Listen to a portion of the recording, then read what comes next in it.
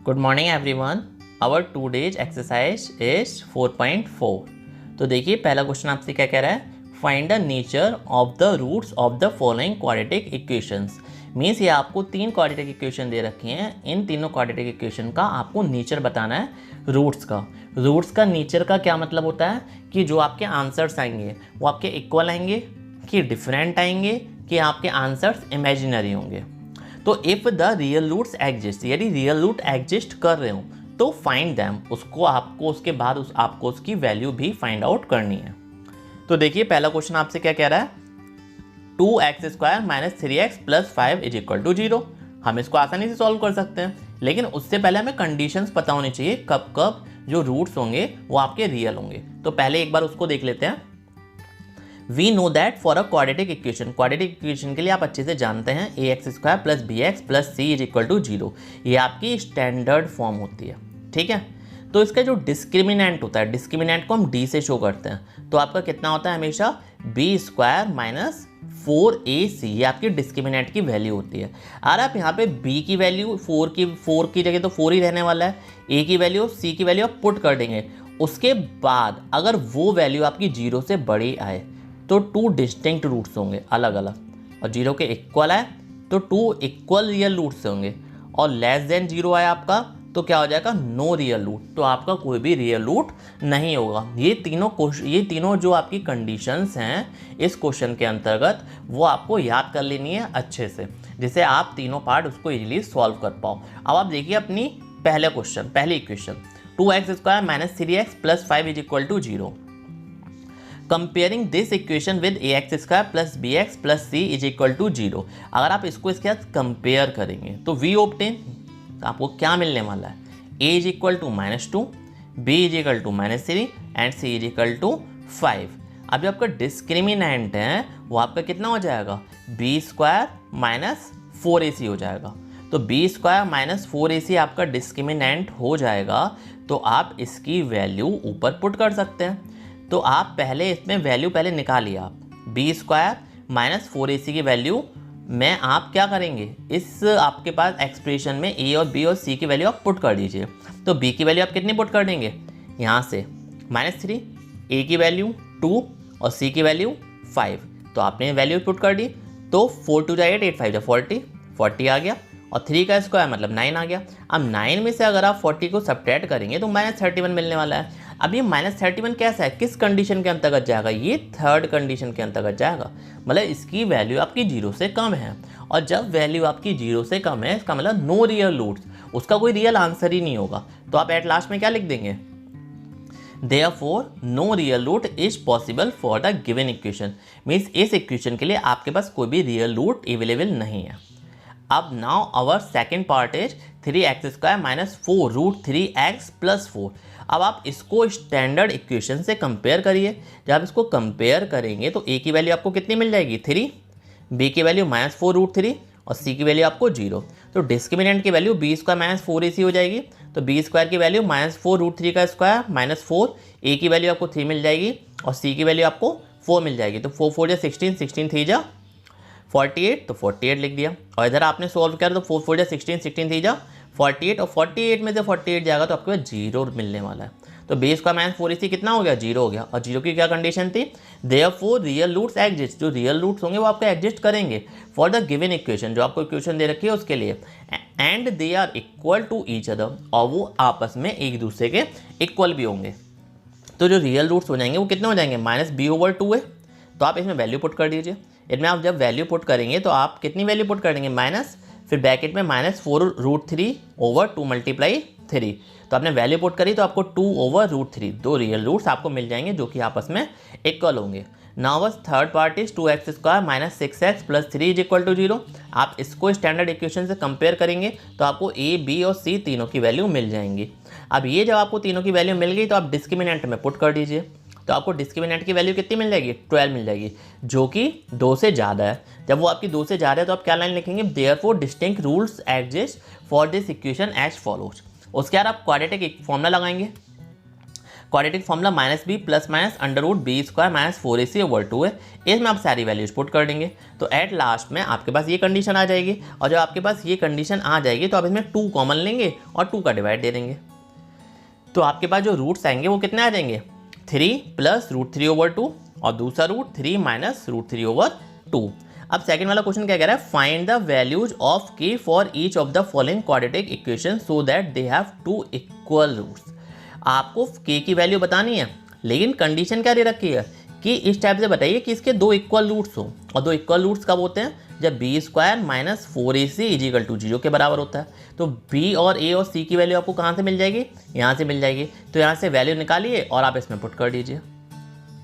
तो देखिए पहला पार्ट आपका ये रहा, ax² plus bx plus c से आपने कंपेयर करा, तो आपको a b c की वैल्यू कितनी मिल जाएगी, a equal to 2, b equal to k and c equal to 3। अब डिस्क्रिमिनेंट में आप पुट कर दीजिए, तो बी स्क्वायर माइनस 4ac मतलब k square minus 4 multiply 2 multiply 3 means k square minus 24। अब फॉर इक्वल रूट्स, अगर आपके रूट्स इक्वल होंगे तो डिस्क्रिमिनेंट आपका कितना हो जाएगा, 0 होगा, और जो आपका डिस्क्रिमिनेंट की वैल्यू है वो कितनी आई है, k स्क्वायर माइनस 24। तो k square minus 24 is equal to 0 हो जाएगा। अब 24 आपका लेफ्ट हैंड साइड पे है तो आप उसको राइट हैंड साइड पे शिफ्ट कर दीजिए। जब आप राइट हैंड साइड पे शिफ्ट करेंगे तो k की वैल्यू आपको कितनी मिल जाएगी, प्लस माइनस 2√6। ये आपकी k की वैल्यू आ गई है। अब देखिए सेकेंड पार्ट, इस सेकेंड पार्ट में आपको डायरेक्ट क्वाड्रेटिक इक्वेशन नहीं दे रखी, बट आपको फॉर्म करने पड़ेगी। तो kx का आप मल्टीप्लाई कर दीजिए अंदर, फिर यहाँ पर भी आप मल्टीप्लाई करिए, आपको इस टाइप की इक्वेशन मिल जाएगी। अब आप इसको स्टैंडर्ड फॉर्म से कंपेयर करिए, तो आपको a की वैल्यू k मिली, b की वैल्यू -2k मिली, c की वैल्यू 6 मिली। आप इसको डिस्क्रिमिनेंट में पुट कर दीजिए, बी स्क्वायर माइनस 4ac में, इनमें जब पुट करेंगे तो आपको 4k स्क्वायर माइनस 24k इतना प्राप्त हो जाएगा। अब फॉर इक्वल रूट्स, तो आपका बी स्क्वायर माइनस 4ac कितने के बराबर होगा, 0 के बराबर। तो देखिए आपने 0 के बराबर रख दिया। अब 4 के कॉमन लेंगे तो k माइनस 6 इजिकल टू 0। अब या तो 4 के 0 के बराबर होगा या k माइनस 6 0 के बराबर होगा। तो अगर 4 के 0 के बराबर होता है तो k की वैल्यू 0 आ गई, और k इजिकल टू आपका ये k माइनस 6 0 के बराबर होता है, यहाँ पे माइनस है, k माइनस 6 0 के बराबर होता है तो k की वैल्यू 6 आ गई। हाउएवर फिर भी if k equal to 0 then the equation will not have the terms x square and x. यदि k की वैल्यू 0 आ जाएगी तो आपके जो एक्स स्क्वायर और एक्स के जो टर्म्स हैं वही गायब हो जाएंगे यहाँ से टॉप से इक्वेशन से। तो इसका मतलब आप k इजिकल टू 0 कंसीडर नहीं कर सकते।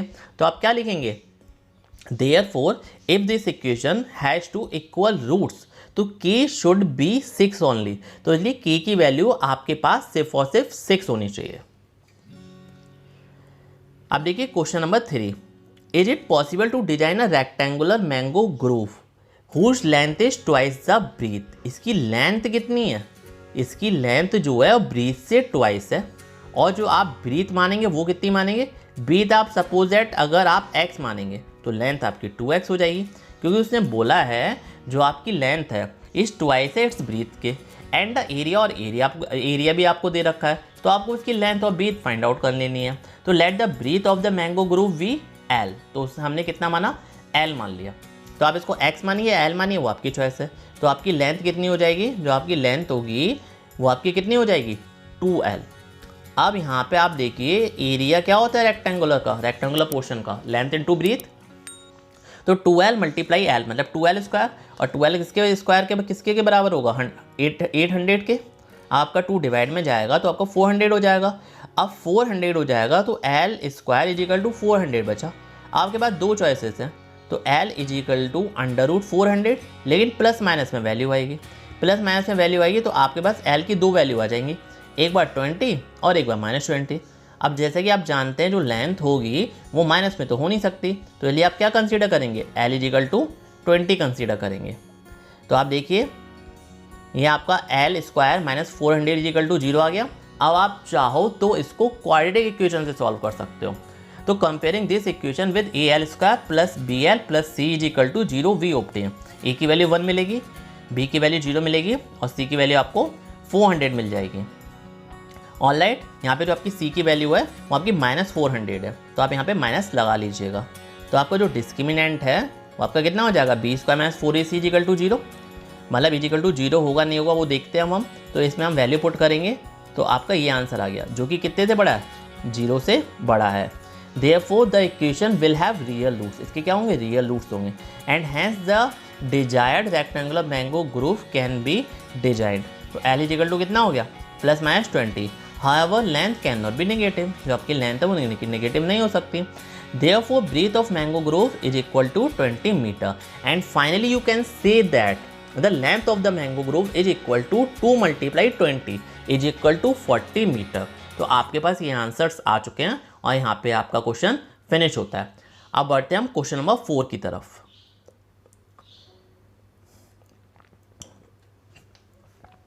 In the following situation possible, जो आपको सिचुएशन दे रखी है वो क्या पॉसिबल है।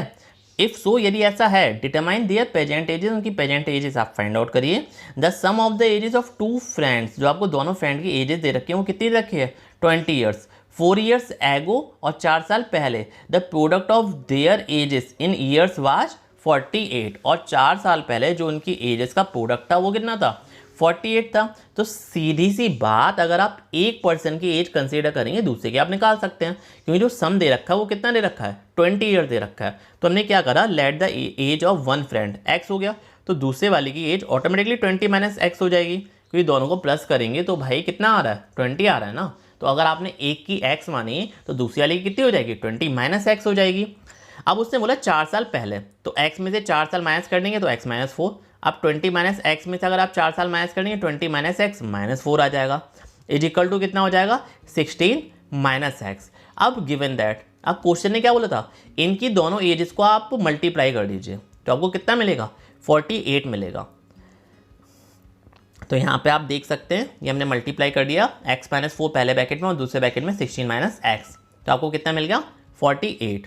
अब x का मल्टीप्लाई आप 1 बाई 1 कर दीजिए, जैसे हम मल्टीप्लिकेशन करते हैं।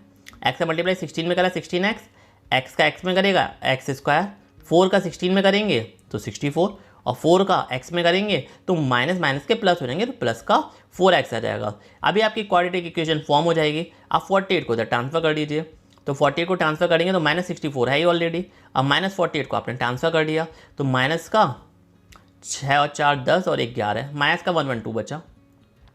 अब आप इस पूरी इक्वेशन में माइनस से मल्टीप्लाई कर दीजिए तो आपको क्या मिल जाएगा, x square minus 20x plus 112। अब 112 को आपको ब्रेक करना है मिड टर्म स्प्लिटिंग से, अगर आप कर पा रहे हैं तो उससे कर लीजिए, नहीं तो आप स्टैंडर्ड इक्वेशन से कंपेयर कर लीजिए। तो A X square plus B X plus C is equal to 0, तो आपको ए की वैल्यू कितनी मिलेगी 1, बी की वैल्यू माइनस 20 और सी की वैल्यू 112। तो डिस्क्रिमिनेंट कितना मिलेगा आपको, बी स्क्वायर माइनस 4ac। बी की वैल्यू आपने पुट करी माइनस 20 का स्क्वायर माइनस 4, ए की वैल्यू आपने पुट करी 1 और सी की वैल्यू आपने पुट करी 112। तो माइनस 20 का स्क्वायर कितना होता है 400, और 112 और 4 का मल्टीप्लाई करा 448। अब 400 में से 448 जाएगा तो कितना बचेगा, minus 48। H b square minus 4ac is less than 0, therefore no real root is possible for this quadratic equation and hence this situation is not possible. ऐसा इस सिचुएशन में पॉसिबल नहीं है। अब देखिए आपका लास्ट क्वेश्चन बचा है इस एक्सरसाइज का।